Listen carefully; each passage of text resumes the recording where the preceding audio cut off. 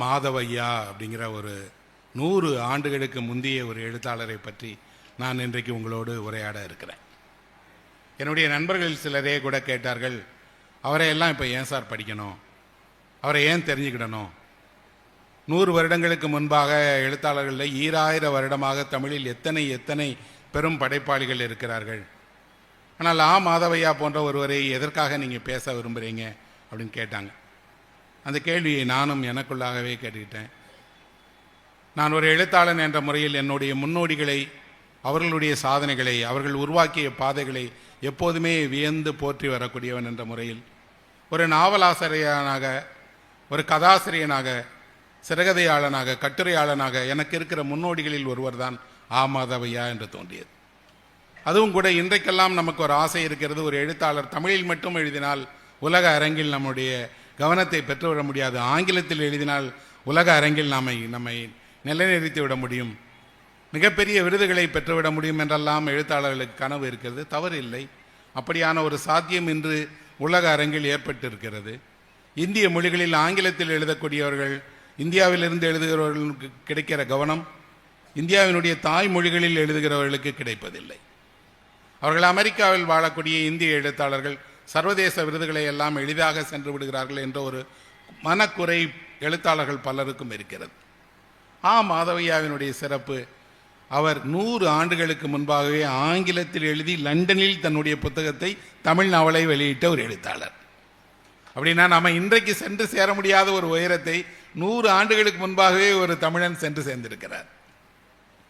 அவர் தமிழ் எழுத்தாளர், தமிழ் சிறுகதை ஆசிரியர், தமிழ் பத்திரிகையாளர், தமிழிலேயே கட்டுரைகள் எழுதியவர், இசை அறிந்தவர், கவிதை அறிந்தவர், தமிழிலும் ஆங்கிலத்திலுமாக நாவல்களை எழுதியவர், 48 புத்தகங்களை எழுதிய மகத்தான தமிழினுடைய ஒரு முன்னோடி படைப்பாளி தான் மாதவையா.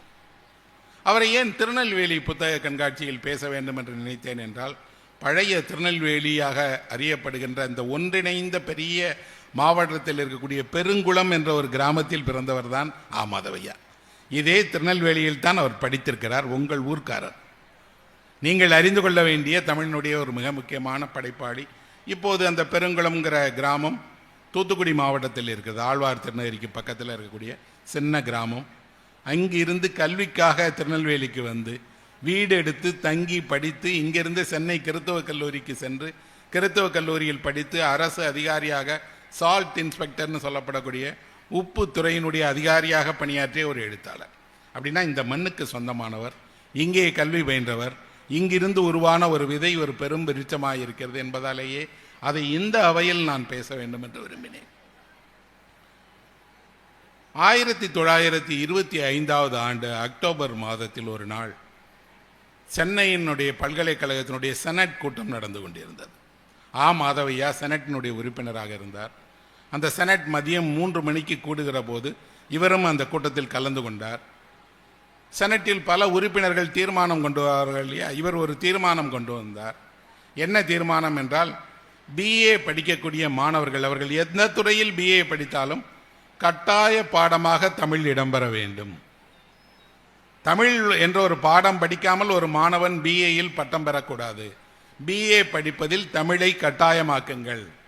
இன்னொன்று, தமிழ் வழி கல்வியை முதன்மைப்படுத்தி பிஏ தமிழை எல்லா கல்லூரிகளிலும் இடம்பெற செய்யுங்கள் அப்படின்னு 2 தீர்மானங்களை முன்னுரைத்து, தமிழ்நாட்டிலேயே கல்வி பயிலுகிற ஒரு மாணவர், பிஏ படிக்கிற மாணவர் தமிழ் இலக்கியம் பயிலாவிட்டால், தமிழ் மொழியை படிக்காவிட்டால் தவறில்லையா என்று உணர்ச்சி பொங்க பேசிக்கொண்டே இருந்தவர் அந்த மேடையிலேயே பேச்சு நடுவிலேயே தன்னுடைய மூச்சை நிறுத்தி கொண்டு இறந்து விட்டார். நண்பர்களே, யோசித்து பாருங்கள், ஒருவர் தமிழுக்காக உயிர் துறப்பார் என்று நீங்கள் கேள்விப்பட்டிருப்பீர்கள். தான் வாழ்நாளெல்லாம் தமிழுக்காகவே வாழ்ந்து தமிழையே மூச்சாக கொண்டிருந்தார் என்றெல்லாம் பேசுவார்கள். ஆனால் ஒரு மனிதன் தன்னுடைய கடைசி சொல்லாக எதை சொல்கிறார் என்றால், தமிழ்நாட்டில் கல்வி பயிலுகிற மாணவர்கள் கட்டாயம் தமிழ் இலக்கியம் படிக்க வேண்டும் என்று சொன்னார். இதைவிட மாதவையாவிற்கு வேறு என்ன சிறப்பு வேண்டும்? இன்றைக்கு அது நடைமுறையாக இருக்கிறது. இன்றைக்கு தமிழகத்தில் நீங்கள் எந்த பல்கலைக்கழகத்தில் பிஏ படித்தாலும் உங்கள் பாடத்தில் ஒரு பாடம் தமிழ் பாடம். அது மாதவையாவினுடைய வெற்றி. தமிழ் இலக்கியம் இன்றைக்கு தமிழ்நாட்டினுடைய எல்லா பல்கலைக்கழகங்களிலும் எம்ஏ, பிஏ, எம்ஃபில், பிஹெச்டி என்று எல்லோரும் ஆய்வுத்துறை வரை படிக்கிறார்கள். இது மாதவையாவினுடைய கனவு. ஒரு மனிதன் தமிழினுடைய பெருமைகளை வாழ்நாளெல்லாம் சொல்லிக்கொண்டே இருக்கலாம் என்று அது ஒரு பெருமையாக நினைத்தாலும் கூட, அதை சொல்லிக் கொண்டிருக்கிற நேரத்தில் ஒருவருடைய உயிர் பெறுகிறது என்றால் அவர் அதை எவ்வளவு உணர்ச்சி பூர்வமாக செய்திருப்பார். அப்படின்னா அவருடைய வாழ்க்கை தமிழால் ஆன வாழ்க்கை, தமிழையே தன்னுடைய வாழ்வினுடைய ஆதாரமாக கொண்டிருக்கிறார். இந்த செய்தியை நான் முதல் முறையாக படித்த போது மனதில் தோன்றிய அந்த கண்ணீர் எத்தனை முறை படிக்கும் போதும் தோன்றுகிறது.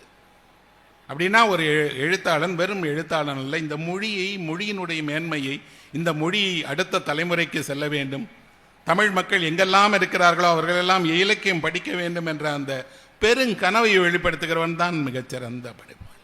அப்படிப்பட்ட ஒருவர் தான் மாதவையா. மாதவையாவினுடைய தந்தை ஒரு எளிய குடும்பத்தில் பிறந்தவர், ஒரு சின்ன கிராமத்தில் இருந்திருக்கிறார். கல்வி பயிலுவதற்காக இந்த நகரத்துக்கு வந்திருக்கிறார். திருநெல்வேலியினுடைய எண்ணிக்கையற்ற சிறப்புகளில் ஒரு தனி சிறப்பு, இது ஒரு கல்வியினுடைய தலைநகரம் போன்ற ஒரு ஊர். 100 ஆண்டுகளுக்கு முன்பாகவே இங்கு மிக புகழ்பெற்ற கல்வி நிலையங்கள் இருந்தன. இந்த தென் மாவட்டங்களில் எங்கே போய் படிப்பதாக இருந்தாலும் நெல்லைக்கு அனுப்பி பிள்ளைகளை படிக்க வையுங்கள் என்று படிக்க வைப்பார்கள். அப்படி படிக்கிற காலத்தில் தங்கி படிப்பதற்கான விடுதிகள் இல்லை. நீங்கள் எங்காவது ஒரு வீடு எடுத்துக்கொண்டு தங்கி படிப்பதற்காக வரணும். பெற்றோர்கள் தன் பிள்ளைகளை இங்கே படிப்பதுக்கு வீடு எடுத்து கொடுத்து உணவுக்கு ஏற்பாடு செய்து பிள்ளைகளை படிக்க வைத்திருக்கிறாங்க. ஆண்கள் மட்டுமல்ல, பெண்களும் படித்திருக்கிறார்கள். இந்த ஊரில் தான் சாரா டக்கர் பெண்கள் கல்லூரி என்ற ஒரு கல்லூரி இருக்கிறது. அந்த சாரா டக்கர் என்ற பெண்மணி இந்தியாவிற்கே வராத ஒருவர். அவர் இங்கிலாந்தில் இருந்து கொண்டே தன்னுடைய அறக்கொடையின் வழியாக இப்படி உங்கள் ஊரில் ஒரு கல்லூரியை உருவாக்கி ஆயிரக்கணக்கான பெண்களை படிக்க வைத்திருக்கிறார் என்றால் நெல்லை கல்வியில் முதன்மையான ஒரு இடம். அதனால் இங்கே வந்து படித்திருக்கிறார். நல்ல ஆசிரியர்களிடம் பயின்றிருக்கிறார். இங்கிருந்து சென்னைக்கு போய் கிறித்தவ கல்லூரியில் பயின்று கிறித்தவ கல்லூரியில் படித்து முடித்து அரசாங்க வேலைக்கு விண்ணப்பிக்கும் போது அன்று இருந்த துறைகளிலே மிகச் சிறப்பான ஒரு துறை சால்ட் என்று சொல்லப்படக்கூடிய உப்பு கண்காணிப்பு துறை. அது இப்பெல்லாம் ஆச்சரியமா இருக்கும். சால்ட் இன்ஸ்பெக்டர்னா யாரு? அப்படி ஒருத்தர் இருக்காரா என்ன? ஒருவேளை இப்போது அந்த பதவி இருக்கிறதான்னு எனக்கு தெரியல. ஆனால் பிரிட்டிஷ் காலத்தில் சால்ட் இன்ஸ்பெக்டர் என்பவர் இன்றைக்கு இருக்கக்கூடிய ஒரு மாவட்ட ஆட்சித்தலைவரை போல, ஒரு நீதிபதியை போல கௌரவமான ஒரு பெரிய அரசு அதிகாரி. தன்னுடைய 20 வயதுகளெல்லாம் அந்த வேலைக்கு அவர் போயிட்டார். அதுவும் கூட இன்று இருப்பது போன்ற அன்றைக்கு தமிழகம் இல்லை. மெட்ராஸ் பிரசிடென்சின்னு சொல்லப்படக்கூடிய பெரிய தமிழகம். இதுக்குள்ளாடி ஆந்திரா இருந்தது, கேரளா இருந்தது, கர்நாடகா இருந்தது. பெரிய ஒரு மெட்ராஸ் பிரசிடென்சியினுடைய சால்ட் இன்ஸ்பெக்டராக வேலை செய்தார். அப்போது உங்களுக்கு தெரியும் இவர்களுக்கு என்ன பணி இருக்கும், இவர்கள் என்ன வேலை செய்திருப்பார்கள் என்று. இந்தியாவில் வெள்ளைக்காரர்களுக்கு மிக அதிகமான வருவாய் ஈட்டி தந்த ஒரு பொருள் இருக்கிறது என்றால் அது உப்பு தான் நண்பர்களே. காந்தி உப்பு சத்தியாகிரகம் மேற்கொண்டார், உப்பை காய்ச்சினார் என்றெல்லாம் நமக்கு பரிகாசமாக இருக்கிறது. காசு கொடுத்து வாங்குற உப்பை போய் இந்த கிழமை காய்ச்சறதுக்காக இவ்வளவு தூரம் நடந்து போயிருக்கிறாரே என்று. உண்மையில் உப்பின் கதை என்பது இந்தியாவின் கதை, இந்தியர்கள் மறந்த கதை. உப்பிற்காக நீங்கள் எவ்வளவு அடிமைப்பட்டிருந்தீர்கள் என்று தெரியும். ஒரு கிராமத்தில் குடியிருப்பவர்களுக்கு உப்பு தான் வெளியிலிருந்து வருகிற பொருள். இங்கெல்லாம் இல்லை, நீங்கள் கடற்கரைக்கு பக்கத்திலே இருக்கீங்க, உப்பளத்திலிருந்து நேரடியாக உங்களால் வாங்கிவிட முடியும். ஆனால் மத்திய இந்தியாவில் உப்பு விளையாத இடங்களில் எல்லாம் உப்புக்கு எப்படி என்ன பண்ணுவாங்க? வெளியிலேருந்து தான் வாங்க முடியும். மலையில் குடியிருப்பவர்களுக்கெல்லாம் உப்பு எங்கிருந்து கிடைக்கும்? உப்பு பாறையிலிருந்து கிடைக்கிற ஒரு சால்ட் இருக்குது, அது வேறு. இந்த நாட்டு உப்பு என்று சொல்லக்கூடிய இந்த உப்பு கிடைக்காதோடு இந்த மொத்த உப்பு வணிகத்தையே வெள்ளைக்காரர்கள் தங்களுடைய சொந்த வணிகமாக வைத்துக்கொண்டு யாரையும் அதில் அனுமதிக்கவில்லை. முழுக்க உப்பு காய்ச்சுவதை, உப்பு எடுப்பதை, உப்பு விற்பனை செய்வதை பிரிட்டிஷ் அரசாங்கம் மட்டுமே செய்தது. ஆண்டில் அதில் பல லட்சம் ரூபாய்கள் அது வருவாய் கிடைக்கக்கூடிய ஒரு துறை. மீறி உப்பு காய்ச்சுபவர்களையும் விற்பவர்களையும் தண்டித்தார்கள். இந்த உப்பு நிர்வாகத்திற்காகவே ஒரு அதிகாரியை நியமித்து அவருடைய வேலை எல்லா உப்பளங்களிலும் உப்பு காய்ச்சப்படுகிறதா, விற்பனைக்கு வருகிறதா, எங்கே உப்புக்கான குடோன் வைக்க முடியும் அப்படிங்கிறத கண்டறிந்து செய்வார்கள். இதில் கடத்தல் நடந்தது. இன்றைக்கு நாம் ஒரு சந்தன மரத்தை திருடர்களை துரத்திட்டு போகிறாங்க இல்லையா, அப்படி அந்த உப்பு கடத்தவர்களை துரத்திட்டு போனாங்க. மாதவையா குதிரையில் சென்று இந்த கொள்ளைக்காரர்களை பிடித்த வீர கதையெல்லாம் இருக்கிறது. பொதுவாக எழுத்தாளர்கள் என்றால் பூஞ்சையாக இருப்பார்கள். அவர்களுக்கு மழை பெய்தால் ஒத்துக்கொள்ளாது, வெயிலடித்தால் ஒத்துக்கொள்ளாது, வீட்டை விட்டால் வெளியே செல்ல மாட்டார்கள் என்ற ஒரு பொது பிம்பம் இருக்கிறது. அது உண்மை அல்ல. மாதவையா எப்படி இருப்பார் என்றால், ஒரு 6 அடி குதிரையின் மீது அமர்ந்து கொண்டு ஒரு இளவரசன் போவதை போல கம்பீரமாக கடற்கரையில் செல்லுகிற ஒரு மனிதர் தான் மாதவையா. அதிலும் கூட அவர் மாறு வேடமிட்டு கொண்டு இந்த கொள்ளையர்களை பிடிப்பதற்காக கொள்ளையர்களோடு ஒருவனாகவே குதிரையில் சென்று அவர்களை பிடித்த கதையெல்லாம் எழுதப்பட்டிருக்கிறது.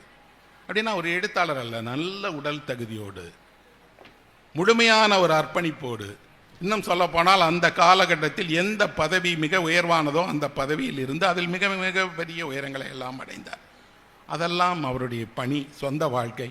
அந்த சொந்த வாழ்க்கையில் அவருக்கு கிடைத்த வெற்றி அப்படின்னு வைத்துக்கொள்ளலாம்.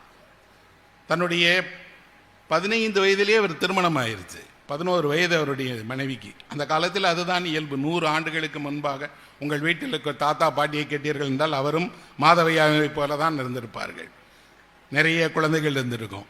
அப்படி இளமையிலேயே திருமணம் செய்து கொண்டு அரசு அதிகாரியானவருக்கு ஒரு பாதை அன்று திறந்திருந்தது. என்ன என்றால், லண்டனை நோக்கி போய் இதே பிரிட்டிஷ்காரர்களுடைய விசுவாசியாக இருந்து லண்டனில் பெரிய பதவி பெற்றலாம், அல்லது இந்தியாவிலேயே மிகப்பெரிய பதவிக்கான வாய்ப்பு வசதிகள் உங்களுக்கு திறந்திருக்கும். மாதவையா அதை நோக்கி சொல்லலை. அரசு அதிகாரியாக பணியாற்றினார். உயரிய கமிஷனர் அளவிற்கான பதவி உயர்வையும் அடைந்தார். ஆனால் அவர் தன்னை எழுத்தின் பால் ஈடுபடத் தொடங்கினார். இலக்கியத்தின் பால் அவருக்கு ஆசை உருவானது. கவிதை எழுதத் தொடங்கினார், கதைகள் எழுதத் தொடங்கினார். அன்றைக்கெல்லாம் இவ்வளவு பத்திரிகைகள் கிடையாது, வெளியிடுவதற்கான வாய்ப்பு இல்லை. தமிழில் எழுதுகிறவர்களை ஆங்கிலத்தில் படிக்கிறவர்கள் ரொம்பவும் கேலியாக கிண்டலாக தமிழிலெல்லாம் போய் கதை எழுதுகிறாங்களே, கவிதை எழுதுகிறார்களே என்று நினைத்த ஒரு காலத்தில் தைரியமாக ஆங்கிலத்தில் என்னெல்லாம் எழுதப்பட்டிருக்கிறது, அதை எதையெல்லாம் பிரிட்டிஷ்காரர்கள் கொண்டாடுகிறார்களோ அதற்கு இணையான ஒரு படைப்பை தமிழிலே எழுத முடியும் என்று எழுதி காட்டியவர் தான் மாதவையா. அப்படின்னா மாதவையா என்ன எழுதினார்? மாதவையா எழுதியது பொழுதுபோக்கு கதைகள் அல்ல. இன்றைக்கு நமக்கு தெரியும், நிறைய பேர் தொடர்கதை படிக்கிற பழக்கம் இருந்தது. நாங்கள்லாம் சிறுவர்களாக இருந்தபோது வார பத்திரிகையில் தொடர் கதைகள் வரும். அந்த தொடரை படிப்பதற்கென்றே வார பத்திரிகை வாங்கிறதுக்காக போய் காத்திருப்பாங்க. எங்கள் ஊரில் எல்லாம் ரயில் நிலையத்திலேயே போய் காத்திருப்போம். ஏன்னா ரயிலில் தான் ஆனந்த விகடன் வரும். முதலாக ஆனந்த விகடனை வாங்கி ரயில் நிலையத்திலேயே படிச்சுட்டு அப்புறம் வீட்டுக்கு எடுத்துகிட்டு போய் மற்றவர்கள் படிக்கிற தொடர்கதை படிக்கிற பழக்கம் எல்லாம் இருந்தது. அவ்வளவு புகழ்பெற்ற தொடர்கதைகள் இன்றைக்கெல்லாம் அதனுடைய புகழ் மங்கிவிட்டது. அவ்வளவு ஆசையாக யாரும் தொடர்கதைகளை எழுதுவதும் இல்லை, படிப்பதும் இல்லை. ஆனால் 2 தலைமுறைக்கு முன்பாக தொடர்கதை தான், நாவல்னாலே தொடர்கதையாக வரும். ஓராண்டு வெளிவரும், 2 ஆண்டு வெளிவரும், அதன் பின்பு அது நாவலாகும். தொடர்ந்து படிப்பார்கள், திரைப்படமாக்குவார்கள். இந்த தொடர்கதையாக நாவல் எழுதுவதில் தமிழில் முதல் தொடர்கதையை எழுதியவர் தான் மாதவையா. மாதவையா தான் நாவலை தொடராக முதலில் விவேக சிந்தாமணி என்ற ஒரு இதழில் எழுதினார். 4 வாரங்களாக அந்த தொடர் வெளிவந்தது. பொதுவாக தொடர் எழுதுகிற எழுத்தாளர்களுக்கு தெரியும், அது ஒரு நெருக்கடியான பணி.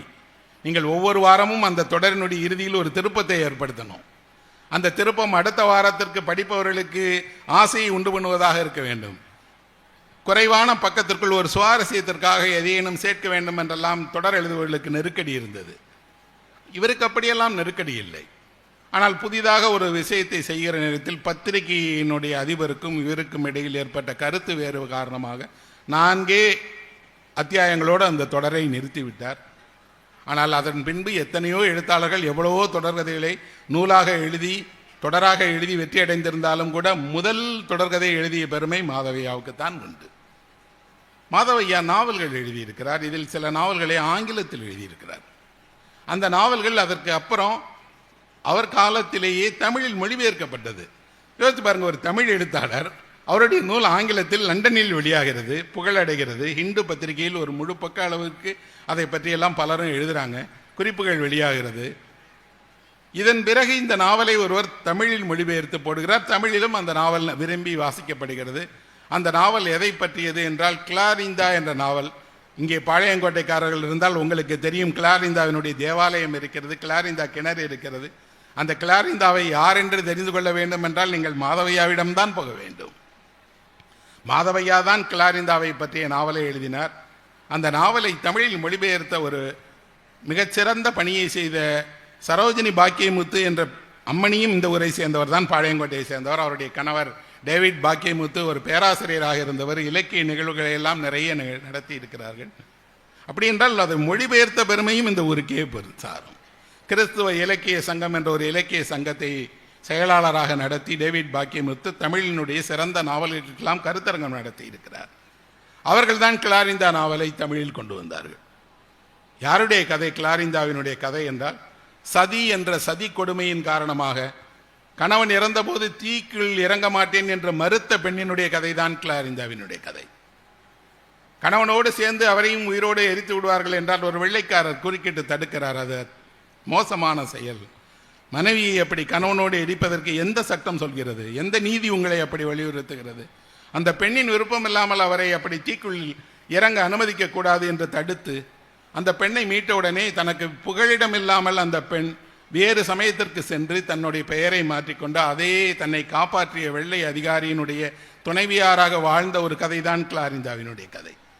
அது கிளாரிந்தாவினுடைய கதை மட்டுமில்லை நண்பர்களே, அது இந்தியா முழுவதும் நடந்த சதி கொடுமையினுடைய ஒரு அடையாளம். இன்றைக்கு தெரிந்திருக்காது. சதி என்றால் நாம் ஏதேனும் சூது செய்கிற சதியை பற்றி நினைத்துட்டு இருப்போம். இந்தியா முழுவதும், வட இந்தியாவில் குறிப்பாக அதிகமான சதி என்று சொல்லப்படக்கூடிய தீயில் பெண்கள் இறங்கி தன்னுயிரை மாற்று கொண்ட நினைவு சின்னங்கள் இருக்கிறது, நிகழ்ச்சி நடந்திருக்கிறது. 18ஆம் நூற்றாண்டு வரை கூட்டம் கூட்டமாக இப்படி அந்தப்புறத்தில் ஒரு மன்னரை வெற்றி கொண்டால் அந்த மன்னரினுடைய அந்தப்புறத்தில் இருக்கக்கூடிய எல்லா ராணி உட்பட அத்தனை பெண்களும் ஒரே மேடையில் 50 பேர் 100 பேர் என்று தீக்கிரையான சம்பவம் வரலாற்றில் இருக்கிறது. அப்படி நான் என்னை மாய்த்து கொள்ள மாட்டேன் என்று ஏதேனும் ஒரு பெண் மறுத்தால் அவரை கட்டாயப்படுத்தி அந்த சிதையில் தள்ளிடுவாங்க. இந்த சிதையில் அவர்கள் தள்ளுவதை ஊரே கூடி வேடிக்கை பார்ப்பார்கள். அவர்களுக்கெல்லாம் சொர்க்கம் கிடைக்குமா? வாழுகிற காலத்திலே இப்படி ஒரு நரகத்தை அவர்களுக்கு தள்ளிவிட்டு அவர்கள் சொர்க்கத்தில் போய் வாழ்வார்கள் என்பது எவ்வளவு பெரிய கற்பனை!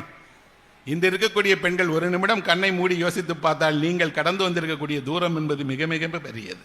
வரலாற்றினுடைய பக்கத்தில் உங்களுக்கு நடந்த இழிவான செயல்கள், துயரமான விஷயங்கள் என்றால் சொல்லி முடியாத துயரத்தை அனுபவித்திருக்கிறார்கள். அதிலும் இந்த சதியை ஒழித்ததில் ராஜாராம் மோகன் ராய்க்கு மிகப்பெரிய பங்கு இருக்கிறது. அவர்தான் சதி ஒழிப்பு சட்டத்திற்காக கொண்டு வந்தார். அவர் குடும்பத்திலேயே ஒரு பெண் சதியின் காரணமாக இறந்து போன சம்பவம் ஒரு மனதை பாதித்தது. இதற்கு எதிராக ஒரு இயக்கத்தையே நடத்தினார். இந்த இயக்கத்தில் இப்படியெல்லாம் பெண்கள் தீக்குள் இறங்குவது தவறு என்று சொல்வதற்கு ஆட்களே இல்லை. அவருக்கு எதிராக அன்றிருந்த ஜமீன்தார்களும் நவாப்புகளும் பெரிய பெரிய கனவான்களும் என்ன சொன்னாங்கன்னா, அப்படித்தான் பெண்களை எரிக்க வேண்டும். கணவனே இறந்த பிறகு இந்த பெண் ஏன் உயிரோடு இருக்கணும்? இனிமேல் இந்த உயிரோடு இருந்தால் அவள் வேறு ஆணோடு பழகக்கூடும், வேறு வாழ்க்கையை அமைத்துக் கொள்ளக்கூடும். அதெல்லாம் தவறு. அந்த பெண்ணை உயிரோடு தீ வைத்து எறிங்கள். இதற்கு எதிராக ராஜாராம் மோகன் ராய் போரிடுகிறார் என்றால் அவரையும் தீ வைத்து எறிங்கள் என்று பெங்கால் முழுவதும் பிரச்சாரம் செய்தார்கள். ஆனால் இவருடைய ஒரு நல்ல அதிர்ஷ்டம், அங்கு ஒரு கலெக்டர் இருந்தார், கவர்னர் இருந்தார், பெனிடெக் என்று. அந்த கவர்னர் ஒரு கடுமையான சட்டத்தை போட்டார். பெண்களை இப்படி யாராவது சதிக்கு உட்படுத்துவார்கள் என்றால் அந்த குடும்பத்தையே கைது செய்யுங்கள். அவர்களுக்கு உறவினர்கள் இப்படி சொல்கிறார்கள் என்றால் அவர்களை சட்டப்பூர்வமாக கைது செய்யுங்கள். இது ஒரு மோசமான செயல், அனுமதிக்க கூடாது என்று இந்தியா முழுவதும் சதிக்கு எதிரான ஒரு சதி தடுப்பு சட்டத்தையே உருவாக்கினார்கள். ஆனால் இந்த சட்டத்தை தாண்டி ஏராளமான வட இந்திய கிராமங்களில் உலகத்துக்கே தெரியாமல் அந்த கணவர் இறந்திருப்பார், அன்று மாலைக்குள்ளாடியே அந்த பெண்ணை தயார் செய்து கொண்டு போயிருப்பாங்க. இதில் இந்த சதியில் இறந்த பெண்களுடைய வயது என்ன என்ற ஒரு பட்டியலை நான் பார்த்திருக்கிறேன். ரொம்ப ரொம்ப கண்ணீர் வரக்கூடிய பட்டியல். அது என்னன்னா, ஒருவருக்கு அவர் அந்த கிழவனுக்கு சொர்க்கம் போக வேண்டும் என்பதற்காக அவர் மரண தருவாயில் இருக்கும்போது ஒரு சின்ன குழந்தை 6-7 வயது சிறுமியை திருமணம் செய்து வைக்கிறாங்க. அப்படி திருமணம் செய்து வைப்பது என்ன அப்படின்னா, அதுவும் மயானத்திலேயே வைத்து அந்த பெண்ணை அழைத்து வந்து பாடையில் இவர் படுத்திருப்பாராம். இவர் கையால் அந்த பெண்ணுக்கு தாலி கொடுத்து அந்த சிறுமிக்கு தாலி கட்டுவார்கள். அவர் பெரும்பாலும் அந்த பெண்ணுக்கு தாலி கட்டிய மறுநிமிடமே இறந்துடுவாராம். அல்லாவிட்டால் ஒரு நாளில் இறந்துடுவார். அங்கேயே மயானத்திலே இறந்து போனார். அந்த பொண்ணும் சேர்ந்து இவரோடு சேர்ந்து பாடையில் ஏற வேண்டும். யார் அது? அவருடைய பேத்தி வயதில் இருக்கக்கூடிய ஒரு சிறுமி. இப்படி 5 வயது 8 வயது 10 வயது சிறுமிகள் எல்லாம் தீக்கிரையானார்கள். சரி, நன்றாக வாழ்ந்து வாழ்க்கையை அனுபவித்து பேரன் பேத்திகளை பார்த்த பாட்டிகளையும் அவர்கள் விடலை. எத்தனை வயதானாலும் அவர் அந்த பெண்ணுடைய அவர் கணவர் இறந்து போயிட்டா அந்த பொண்ணு ஏன் வாழணும்? அந்த பாட்டி எல்லாம் கண்ணீர் விட்டு இருக்கிறார், என்னை விட்டுருங்க.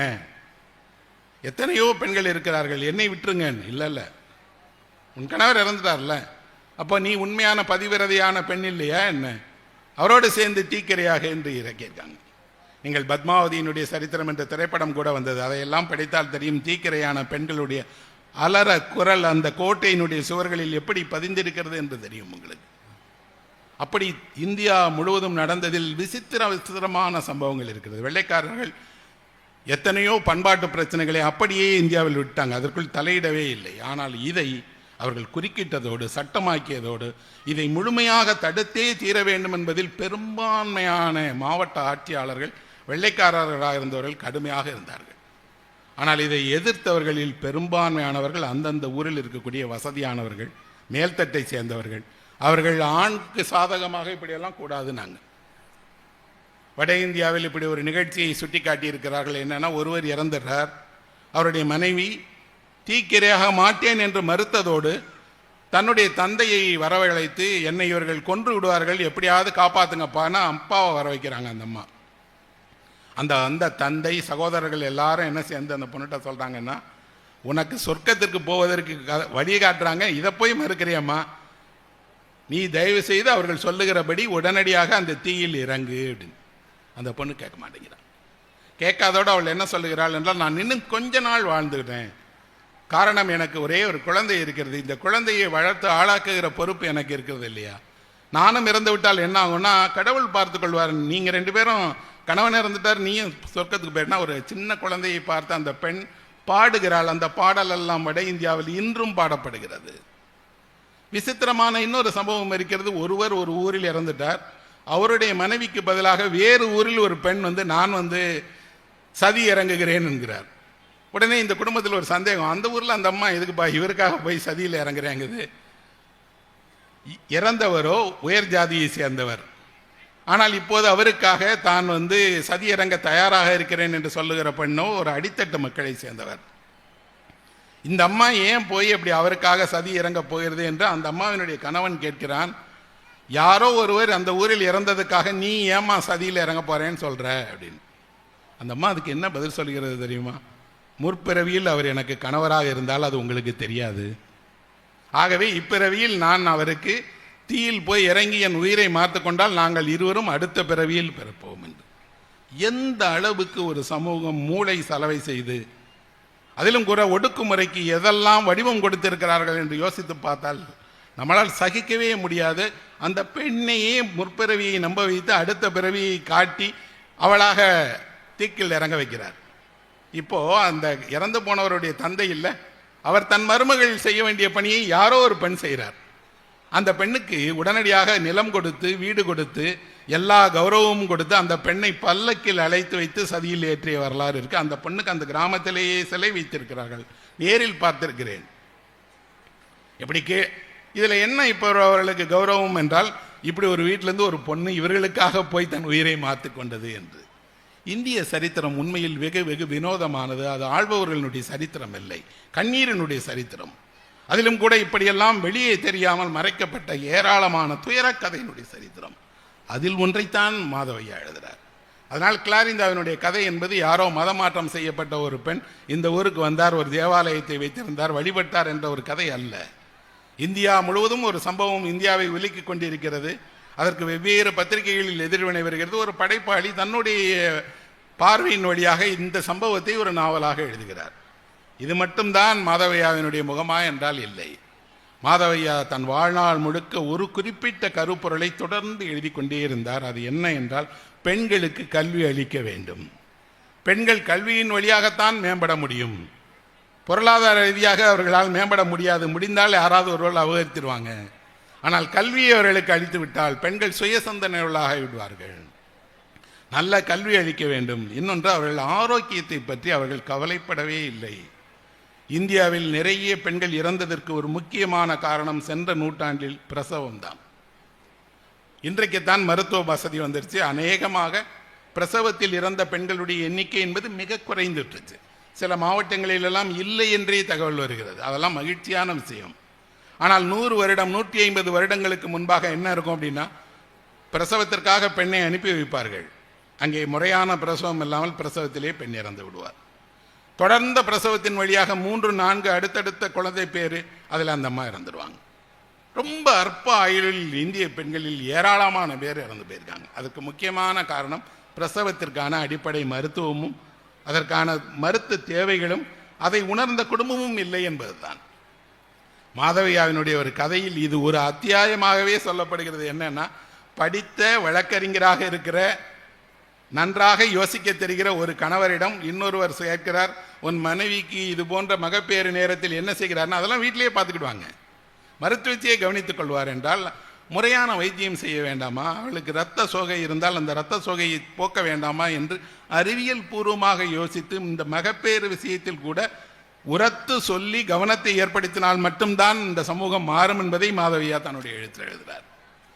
அப்படின்னா அவர் பெண் கல்வி, பெண்களுடைய மருத்துவம், பெண்களுக்கான உரிமை, இதையெல்லாம் 100 ஆண்டுகளுக்கு முன்பாக எழுதுகிறார். அதான் சிறப்பு.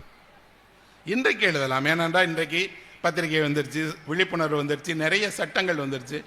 அந்த சட்டங்களில் நிறைய சட்டங்களை பெண்களே இன்று இயற்றினார்கள், அவர்களே கைக்கொள்கிறார்கள். அரசு அதிகாரிகளாக அத்தனை பதவிகளுமே உயர்ந்த படித்த பெண்கள் வந்துட்டாங்க. ஆனால் 100 ஆண்டுகளுக்கு முன்பு அந்த வாய்ப்பு இல்லை.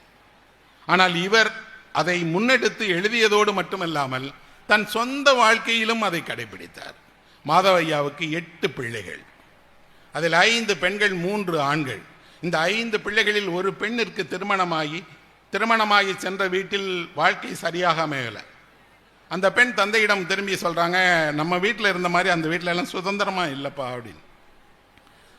மாதவையா முடிவு செய்கிறார், நீ லண்டனுக்கு அனுப்பி படிமா அப்படின்னு சொல்லி 100 ஆண்டுகளுக்கு முன்பாக எல்லா தடைகளையும் தாண்டி தன் பெண்ணை லண்டனுக்கு அனுப்பி படித்து வைத்தது தான் மாதவையா. அந்த அம்மா லண்டன்ல போய் படிச்சுட்டு வந்திருக்காங்க. ஆண்களை 100 ஆண்டுகளுக்கு முன்பாக அனுப்புவதிலேயே என்ன தடை இருந்தது நமக்கு தெரியும். காந்தியினுடைய கதை, கடல் தாண்டி போனால் உங்களை ஜாதி விட்டு நீக்கிடுவேன்னு சொல்லி குடும்பம் பயமுறுத்துகிறது. அதிலும் பெண்களை அப்படியெல்லாம் அனுப்புறதாக இருந்தால் ஒரு தந்தைக்கு எவ்வளவு நெருக்கடி கொடுத்துருப்பாங்க. உங்கள் பொண்ணு அங்கே போனால் அவ்வளோதான், திரும்பி வராது, உங்கள் பொண்ணோட வாழ்க்கை முடிஞ்சு போய், அதை பற்றியெல்லாம் கவலையே இல்லை. மாதவியாவினுடைய மகள் லண்டனில் சென்றார், படித்தார். அவர் லண்டனில் தனியாக வாழ்ந்த நாட்களில் என்னெல்லாம் இருந்தார். இன்று நம் பிள்ளைகளை அமெரிக்காவுக்கு அனுப்பி படிக்க வைக்கிறோம், லண்டனுக்கு அனுப்பி படிக்க வைக்கிறோம். இப்போ கூட நமக்கு பயம் இருக்கிறது என்னென்னா, அங்கே பொண்ணு எப்படி இருப்பா, தினம் கரெக்டாக சாப்பிடுவாளா, தன்னை பார்த்துக்கொள்வாளா, குளிர் இருக்குமே, புதியவர்களோடு பழக வேண்டுமே என்று எந்த கவலையும் இல்லாமல் அவர் தைரியமாக மகளை அனுப்பினார். அவர் படித்து லண்டனிலிருந்து திரும்பி வந்து சென்னையினுடைய கல்லூரியில் மிகப்பெரிய முதல்வராக பணியாற்றி இன்றும் ஒரு சாதனை பெண்மணியாக இருக்கிறார் அந்த மாதவியாவினுடைய மகள். மாதவியாவினுடைய இன்னொரு மகன் ICS ஆபீசர். நமக்கு தெரியும், அன்றைக்கு இருந்ததில் இன்றைக்கு மாவட்ட ஆட்சித்தலைவராக இருப்பவர்கள் IAS படிப்பது போன்று ICS படிப்பது என்பது ஒரு பெரிய வேலை. எளிதாக படிக்க முடியாது. குதிரை ஏற்றம் தெரிய வேண்டும், லத்தீன் மொழி படித்திருக்க வேண்டும், இங்கிலாந்தில் போய் பரீட்சை எழுத வேண்டும். அனந்த நாராயணன் என்று சொல்லப்படக்கூடிய மாதவையாவினுடைய பையன் ICS படித்தவர், சென்னை உயர்நீதிமன்றத்தினுடைய நீதிபதியாக பணியாற்றியவர், மிகப்பெரிய பதவிகளில் வகித்தவர். அது மட்டுமல்ல அவருடைய சிறப்பு, அவரும் ஒரு தந்தையைப் போலவே ஒரு நாவல் எழுதியிருக்கிறார். இந்த தந்தையைப் போலவே அனந்த நாராயணன் எழுதிய நாவல் அமெரிக்காவில் வெளியானது.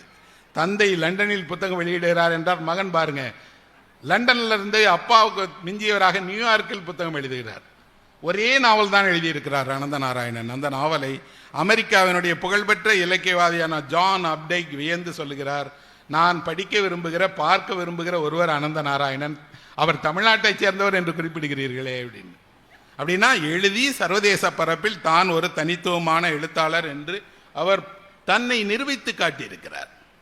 அப்போ நல்லா தெரியுது, இவர்களுடைய குடும்பமே தமிழ் பணியோடு தமிழினுடைய மேன்மைக்காக பணியாற்றுகிற ஒரு குடும்பமாக இருந்திருக்கிறாங்க.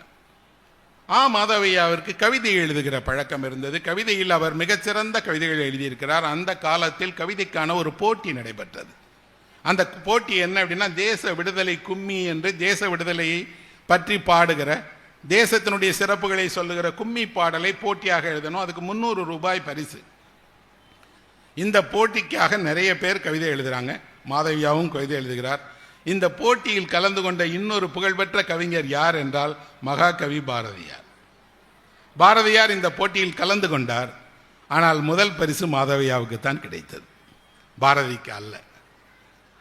பாரதி அந்த போட்டியில் கலந்து கொண்ட போது எழுதிய பாடல் தான் செந்தமிழ் நாடெனும் போதினிலே என்ற பாடல். அவர்கள் வேடிக்கையாக சொல்லுகிறார்கள், பாரதி கலந்து கொள்வார் என்பதற்காகவே பலரும் அந்த போட்டியில் கலந்து கொள்ளவில்லை. ஆனால் பாரதியாரனுடைய கவிதையை மதிப்பீடு செய்தவர்கள் அதைவிட சிறந்த கவிதையாக மாதவையாவை தேர்ந்தெடுத்தார்கள். மாதவையாவுக்கு அதையெல்லாம் தன்னுடைய பெரிய பெருமையாக கருதவில்லை. மாறாக தன்னை வெளிப்படுத்திக் கொள்வதில் தனக்கு கவிதையின் மீது இருக்கக்கூடிய அனுபவத்தை, ஆற்றலை எப்படியெல்லாம் காட்ட முடியுமோ அப்படியெல்லாம் காட்டுவதற்கான கும்மியாக அதை எழுதியிருக்கிறார்.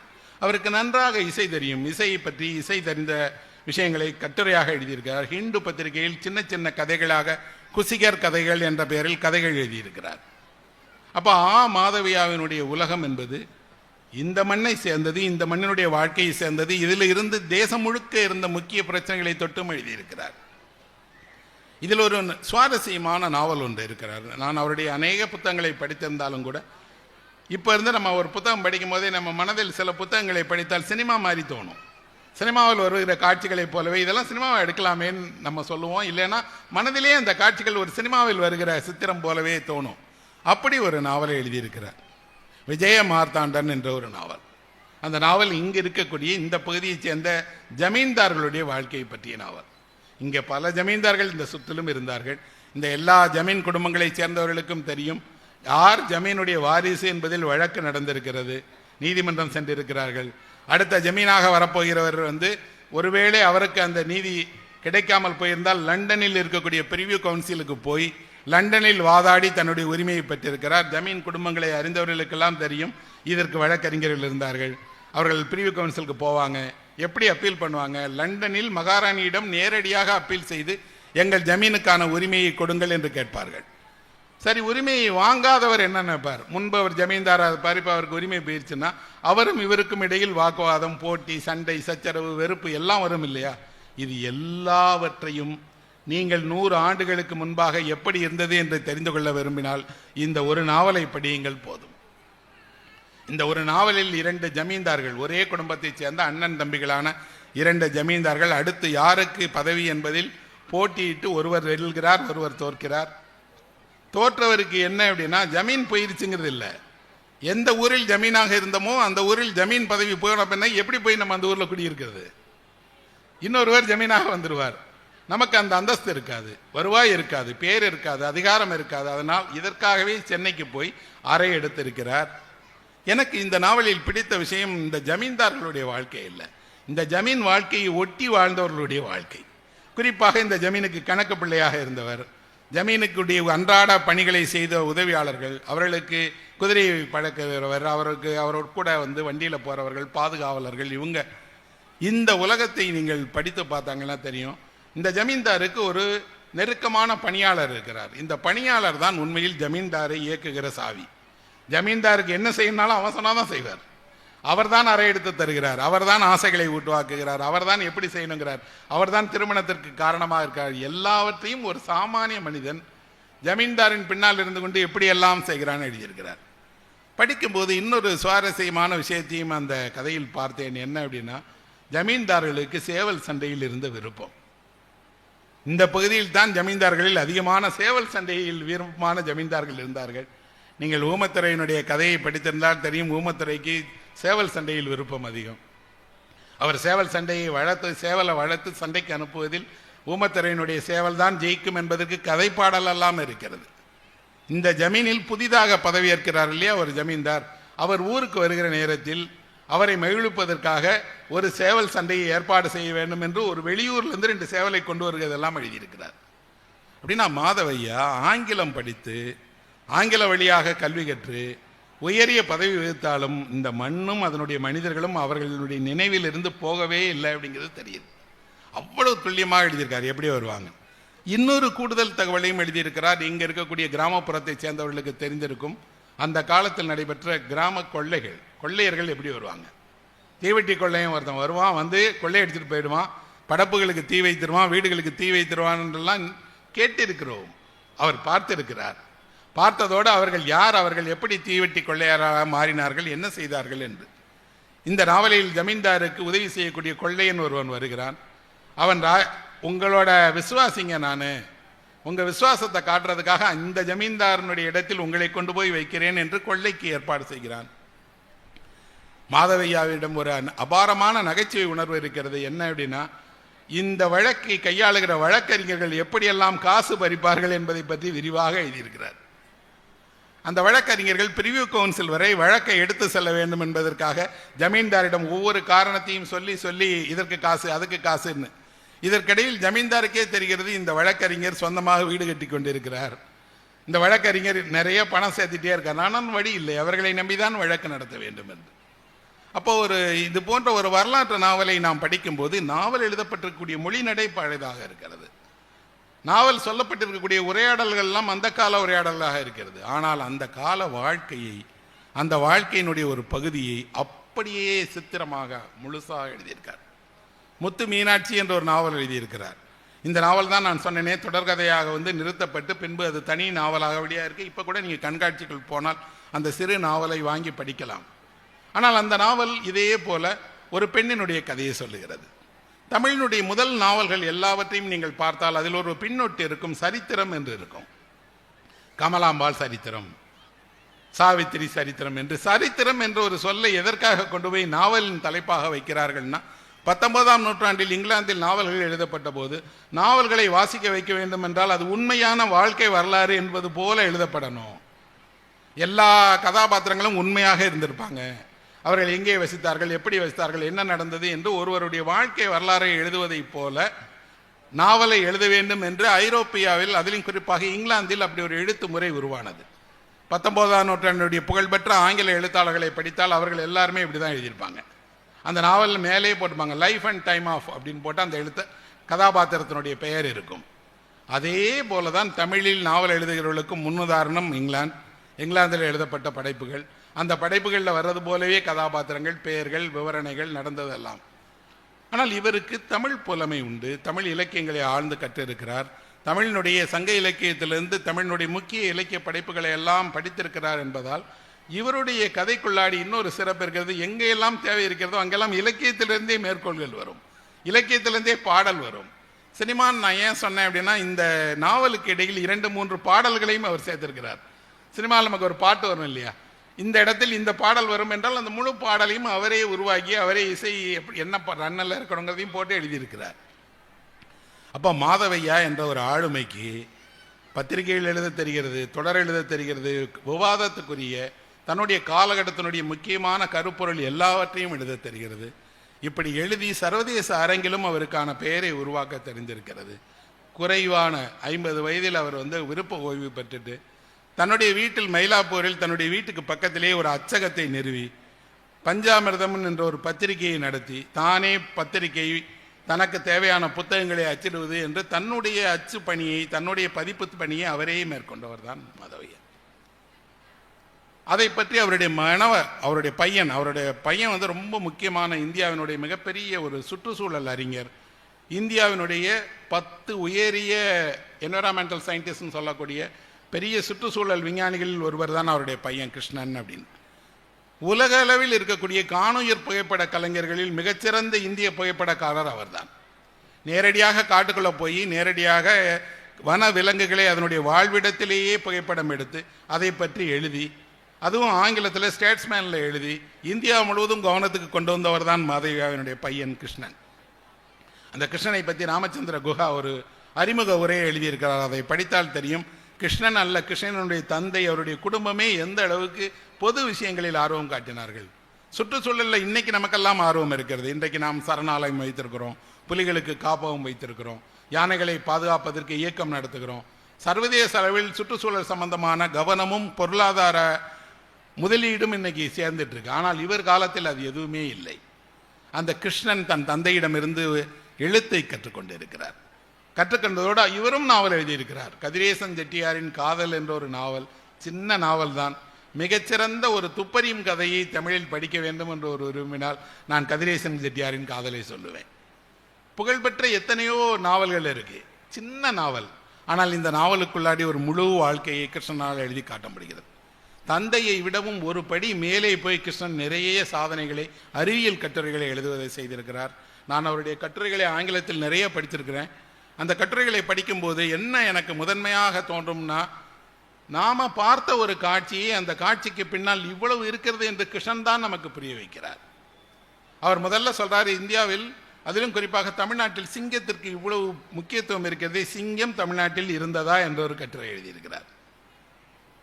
தேசிய பறவையாக மயிலை தேர்வு செய்தார்கள். இந்த தேர்வு செய்ததை பற்றி ஒரு பேப்பரில் செய்தி வந்திருக்கிறது. இவர் அந்த தேர்வை பற்றி ஒரு கட்டுரை எழுதுகிறார். மயிலை இந்தியாவினுடைய தேசிய பறவையாக தேர்வு செய்திருக்கிறார்கள்.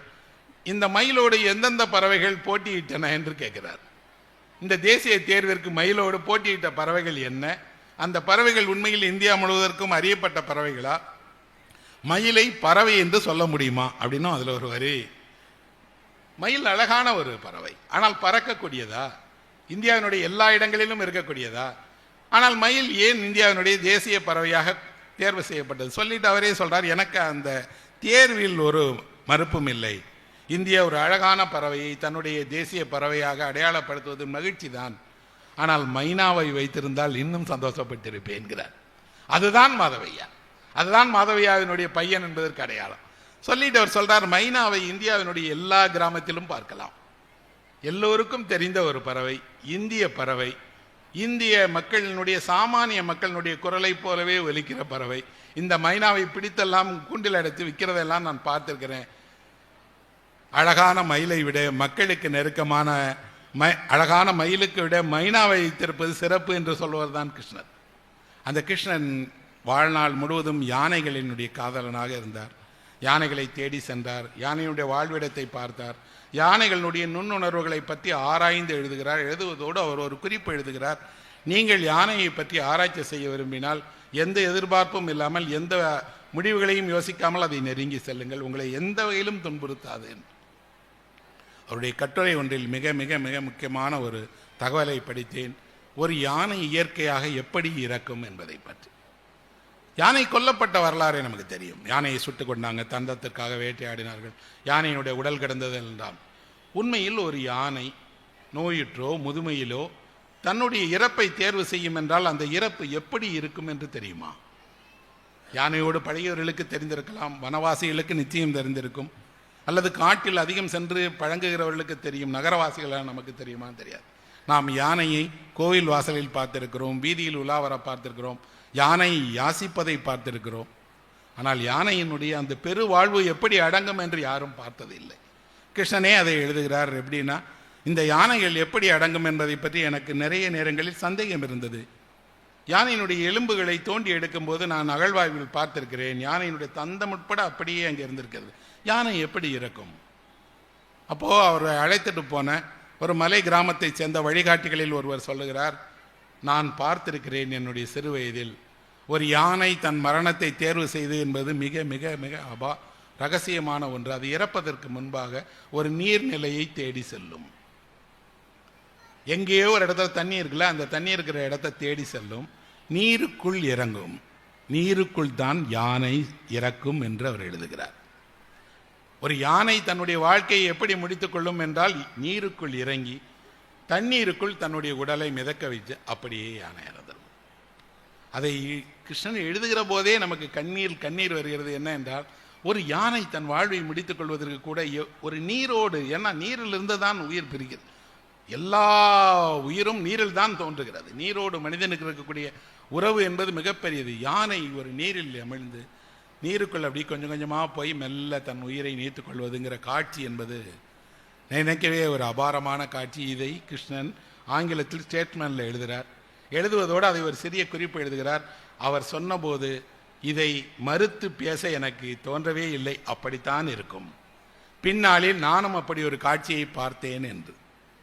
மாதவையாவும் மாதவையாவினுடைய பையனும் அவருடைய குடும்பமும் அவருடைய வாரிசுகளும் இன்று உலகம் முழுவதும் பரவி இருக்கிறார்கள். பெரிய பெரிய பெரிய இடங்களில் இருக்கிறார்கள், வேலைகளை கவனிக்கிறார்கள். அவர்கள் விரும்பி இருந்தால் தந்தையின் பொருட்டு அவர் புகழ் பாடுவதற்கு எத்தனையோ செய்திருக்கும். அது அவர்களுடைய விருப்பம் அல்ல. அதை அவர்கள் செய்ய வேண்டிய பொறுப்பை யாரிடம் ஒப்படைத்திருக்கிறார்கள் என்றால் நம்மிடம்தான் ஒப்படைத்திருக்கிறார்கள். நாம் தான் அவர்களுடைய பணியை, அவருடைய சேவையை, அவருடைய தமிழ் பற்றை, அந்த குடும்பம் தமிழகத்திற்கும் தமிழ் மொழிக்கும் தமிழினுடைய சுற்றுச்சூழலுக்கும் ஆற்றிய பங்கை நினைவு கொள்ள வேண்டும் என்று நம்மைத்தான் நினைவுபடுத்த சொல்றாங்க.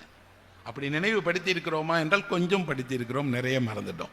அந்த நினைவுபடுத்துவதற்காகத்தான் நான் இந்த வகையில் மாதவையாவினுடைய பிள்ளைகளை, அவருடைய மகளை, அவர்கள் செய்த தமிழுக்கான கடமைகளை நினைவுபடுத்தணும்னு நினைக்கிறேன். அப்போ ஆங்கிலத்தில் எழுதி சர்வதேச அளவில் புகழ்பெற்ற அந்த நாவல்களில் இப்போ அவர் பையன் அனந்த நாராயணன் எழுதிய நாவலெல்லாம் இன்றைக்கும் தமிழில் வெளிவரவே இல்லை, ஆங்கிலத்திலே தான் இருக்கு. நாம் செய்ய வேண்டிய பணிகள் அதுவும் ஒன்று தானே. இன்னொன்று, பெருங்குளம் அப்படிங்கிற அந்த ஊர் இப்போ தூத்துக்குடி மாவட்டத்தில் இருக்கு. அந்த கிராமத்தில் ஒரு சின்ன வீதிக்காத ஒரு பெயர் வேணும் இல்லையா? அந்த கிராமத்தினுடைய, இந்த ஊரில் அல்ல, தமிழகத்தினுடைய எல்லா கிராமத்திலும் அங்கே இருக்கக்கூடிய ஒரு நூலகத்திற்கு ஒரு எழுத்தாளருடைய பெயர் வைத்தால் என்ன மாறிவிட போயிருது? ஒன்றுமே இல்லையே. ஆனால் குறைந்தபட்சம் நூலகத்துக்கு செல்கிறவர்கள் ஒரு எழுத்தாளனுடைய பெயரில் நூலகம் இருக்கிறதுன்னு நினைப்பாங்கல்ல. அந்த எழுத்தாளர் அந்த ஊரை சேர்ந்தவராக இருந்தால் அதை விட அவரை எப்படி கௌரவப்படுத்திட முடியும்? சிலைகள் அல்ல, சிலை வைத்து மாலை அணிவித்து அவருக்கு ஆண்டுதோறும் ஒரு விழா எடுப்பதல்ல. அவரை அன்றாடம் எங்கு நினைவுபடுத்தப்பட வேண்டுமோ அந்த நூலகத்தில் அவர் இடம்பெற வேண்டும். அவர் பெயரில் வீதிகள் அமைக்க வேண்டும். இன்றைக்கு அதெல்லாம் நடக்கிறது, கொஞ்சம் கொஞ்சமாக நடந்து கொண்டும் இருக்கிறது. நாம் மேலை நாடுகளை எதற்கெல்லாம் புகழ்ந்து சொல்கிறோமோ அங்கே எழுத்தாளருக்கு மியூசியம் இருக்குது. எழுத்தாளர் காஃபி குடித்த இடத்தை நினைவமாக வைத்திட்டாங்க. அயர்லாந்தில் ஜேம்ஸ் ஜாய்ஸ் நடந்து போன வீதிக்கு அந்த பெயர் இருக்கிறது. அவர் மருந்து வாங்கிய மருந்து கடையில் கூட இங்கே தான் ஜேம்ஸ் ஜாய்ஸ் மருந்து வாங்குவார்னு எழுதி வச்சுருக்காங்க. அந்த அளவுக்கு எழுத்தாளர்களை கொண்டாடுகிறார்கள். தமிழ் சமூகம் அதுக்கெல்லாம் ஒன்றும் குறைந்த சமூகமாக நான் நினைக்க மாட்டேன். இவர்கள் வெளியே கொண்டாடுகிறார்கள், தமிழர்கள் தன் மனதில் வைத்து கொண்டாடுகிறார்கள். தமிழர்களுடைய மனதில் எழுத்தாளனுக்கு இடம் என்றைக்கும் இருக்கிறது. அதனால் தான் இன்றைக்கும் வள்ளுவனை, கம்பனை, பாரதியை வாரந்தோறும் ஏதாவது ஒரு ஊரில் கூட்டம் நடத்தி பேசிகிட்டே இருக்காங்க. அந்த இடம் புதுமை பித்தனுக்கு அழியா இடமாக இருக்கிறது. மௌனிக்கு இருக்கிறது, லாச்சாராவுக்கு இருக்கிறது, அசோகமித்தனுக்கு இருக்கிறது. இன்று இருக்கக்கூடிய அத்தனை படைப்பாளிகளுக்கும் தன்னுடைய மனதில் இடம் கொடுத்து வைத்திருக்கக்கூடிய தமிழ் வாசகன் அந்த உலகின் பரப்பில் குறைந்தவன் அல்ல. ஆனால் அவன் மறந்த, அவன் கவனத்திற்கு வராத, அவன் முன்னெடுக்க வேண்டிய சில விஷயங்களை நாம் சுட்டிக்காட்ட வேண்டியிருக்கிறது. சொன்னால் தமிழ் சமூகம் என்ன செய்யும் என்றால் கொண்டாடும். கொண்டாடுவதில் தமிழ் சமூகத்துக்கு இணையே கிடையாது. மிக சிறப்பாக கொண்டாடும். ஒரு கவிஞனுடைய நூற்றாண்டு விழா என்றால் 100 கூட்டங்கள் நடத்துவார்கள். அதில் எத்தனை சிறப்பானது என்று வேண்டும். ஆனால் அதை கொண்டாடுகிற மனது இருக்கிறது. கவிதையை கொண்டாடுகிற மனது இருக்கிறது. தமிழில் மொழியை, இலக்கியத்தை கொண்டாடுகிற மனது இருக்கிறது. அந்த மனதை தமிழர்கள் தொன்று தொட்டு வளர்த்தும் வருதுகிட்டே இருக்காங்க. இன்றைக்கு பொது வெளியில் சொல்கிறாங்க, பிள்ளைகள் எல்லாம் புத்தகம் படிக்கிறதில்ல, தமிழில் படிக்கிறதில்ல. நான் இதுக்கு நேர் எதிரானவன். இன்றைக்குத்தான், என் காலத்தில் தான் அதிகமானவர்கள் படிக்கிறார்கள். அதிகமான பிள்ளைகள் தமிழில் படிக்கிறார்கள். ஆங்கிலத்தில் படிக்கிறார்களா? என் பிள்ளைகள் உட்பட ஆங்கிலத்தில் படிக்கிறார்கள். ஆனால் அவர்களுக்கு தமிழை, தமிழினுடைய பெருமையை, தமிழ் எவ்வளவு முக்கியமானது என்பதை தெரிந்து வைத்திருக்கிறார்கள். நாளை உலகினுடைய அரங்கிற்கு எடுத்து செல்வார்கள்ங்கிறதோடு இந்த மாதவையாவை பற்றிய உரையில் இன்னொருவரையும் நான் குறிப்பிடணும். அவர் மாதவையாவை கவனப்படுத்திய, அவரை பற்றிய ஆய்வுகள் செய்த இந்த மண்ணுக்கு சொந்தமான ராஜ் கௌதமன் அவர்களை சொல்லணும். அவர்தான் தன்னுடைய முனைவர் பட்டத்து ஆய்விற்காக மாதவையாவை ஆய்வு செய்து மாதவையா படைப்புகளினுடைய சிறப்புகளை எல்லாம் எடுத்து சொல்லி அவர் ஒவ்வொன்றுக்கும் என்ன பங்களிப்பு செய்தார் என்பதை வகைப்படுத்தி ஒரு சிறந்த ஆய்வு செய்திருக்கிறார். ஒரு மிக முக்கியமான சிந்தனையாளரான ராஜ் கௌதமன் முன்னோடியான ஒரு நாவலாசிரியரை எடுத்து இன்றைய கோட்பாட்டு ரீதியான விமர்சனம் வரை உட்படுத்தி அவருடைய பெருமைகளை சொல்லியிருக்கிறார். அந்த மயிலாப்பூரில் மாதவையா இருந்த வீடு, அந்த நூலை அவர் வைத்து நடத்திய அச்சகம் உட்பட எல்லாவற்றையுமே பற்றிய செய்திகள் இருக்கு. தொகுக்கப்பட்டிருக்கிறதா என்றால் ஓரளவுக்கு தொகுக்கப்பட்டிருக்கிறது. ஆனால் வாசிப்பவர்களுக்குத்தான் அதன் மீதெல்லாம் இன்னும் கவனம் வரல. 100 அல்ல 500 ஆண்டுகளுக்கு முற்பட்ட ஷேக்ஸ்பியரை இன்றைக்கும் வாசித்துக்கிட்டே இருக்காங்க. மில்டனை வாசித்துட்டே இருக்காங்க. கதையை வாசித்துக்கிட்டே இருக்காங்க. அவர்களெல்லாம் எழுதி 500 வருஷம் ஆயிடுச்சேன்னு யாரும் கைவிட்டல. எந்த சமூகத்தில் ஒரு புக்கர் அவார்டு அல்லது புலிட்சர் அவார்டு அல்லது ஒரு நோபல் பரிசு கிடைத்தவருடைய புத்தகம் வாசிக்கிறார்களோ அதே சமூகம்தான் தன்னுடைய மூத்த படைப்பாளிகளை 500-1000 வருஷம் முந்திய படைப்பாளிகளை எல்லாம் கொண்டாடவும் செய்கிறார்கள். அந்த இரண்டையும் சமமாக போற்றுவது, சமமாக கொண்டாடுவது என்பது அவசியம். அந்த வகையில் மாதவையா என்ற ஒரு பெரும் படைப்பாளியை பற்றி உங்களோடு பேசுவதற்கான இந்த தருணத்திற்கு நன்றி கூறி விடைபெறுகிறேன். நன்றி என்பதை வணக்கம்.